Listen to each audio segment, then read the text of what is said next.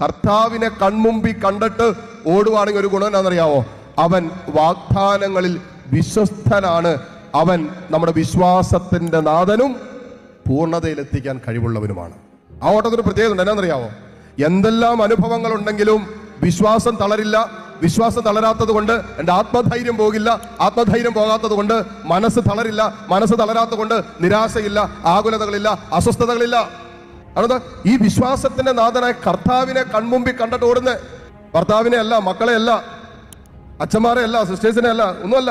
ബാക്കിയുള്ളവരെയൊക്കെ നമ്മൾ നമ്പാൻ പോയി കഴിഞ്ഞാൽ പാതി വഴിക്ക് ചിലപ്പോൾ ഇട്ടിട്ട് പോകാൻ സാധ്യതയുണ്ട്, ഉപേക്ഷിക്കാൻ സാധ്യതയുണ്ട്. അതുകൊണ്ടാണ് വചനം പറയുന്നത്, ഈശോ പോലും മനുഷ്യരെ പൂർണ്ണമായിട്ട് വിശ്വസിച്ചില്ല എന്നാണ്. കാരണം നിങ്ങളിൽ ദൈവസ്നേഹമില്ലെന്നാ പറഞ്ഞു.